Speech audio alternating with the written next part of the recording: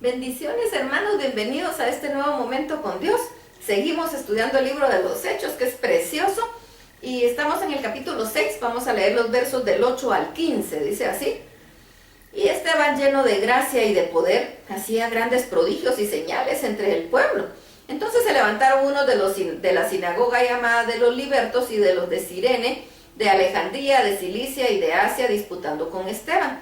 Pero no podían resistir a la sabiduría y al espíritu con que hablaba. Entonces sobornaron a unos para que dijesen que le habían oído hablar palabras blasfemas contra Moisés y contra Dios. Y soliviantaron al pueblo, a los ancianos y a los escribas, y arremetiendo lo arrebataron y lo trajeron al concilio.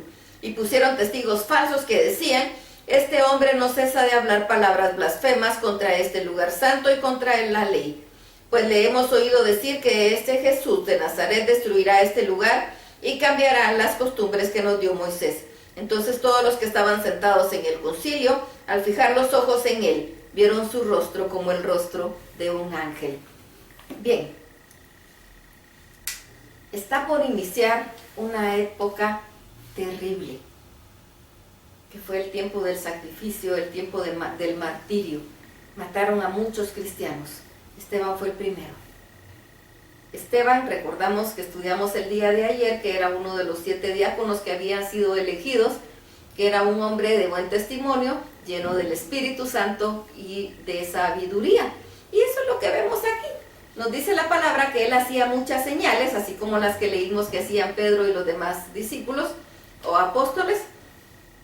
Esteban también, porque del Espíritu Santo estaba en él, y como no es el hombre, sino que es el Espíritu Santo, había muchas señales.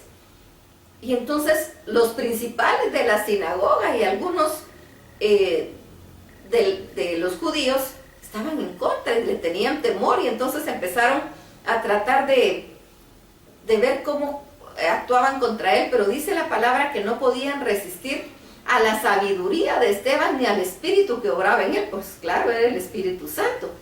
Entonces ellos trataron de hacer algo diferente.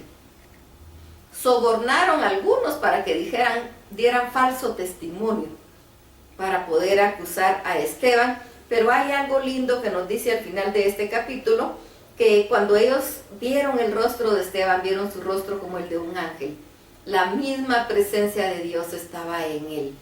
Vamos a dejarlo hasta aquí. Luego el día de mañana vamos a ver la defensa y la muerte de Esteban en el capítulo 7. Pero aquí, ¿por qué podemos decir nosotros Dios permitía que Esteban pasara una situación así? Dios tiene un propósito para todo. Pero ellos pudieron ver la gloria de Dios en Esteban.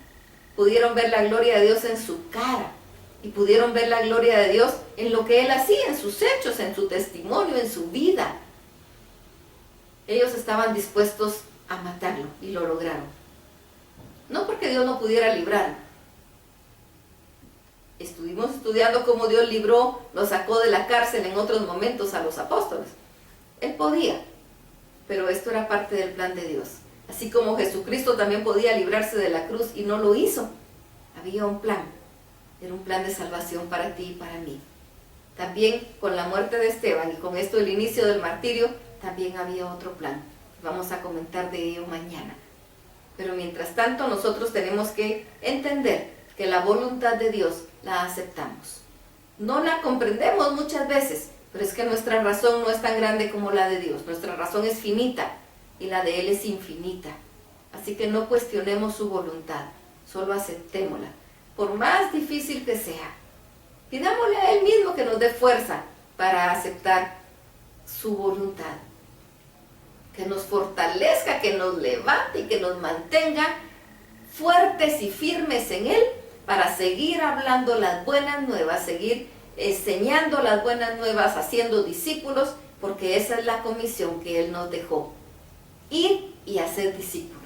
Vamos a platicar con el Señor, vamos a exponerle las circunstancias en las que estamos viviendo y vamos a decirle que nosotros aceptamos su voluntad. Él sabe lo que está haciendo y sabe para dónde va. Nosotros simplemente somos sus instrumentos, porque todo se trata de Él, no de nosotros. Vamos, alabémoslo, glorifiquémoslo, bendigámoslo y pongámonos a su disposición y dejemos que Él haga lo que Él quiera, que todo va a ser en beneficio de su obra. Y los pensamientos de Él para con nosotros siempre son de bien.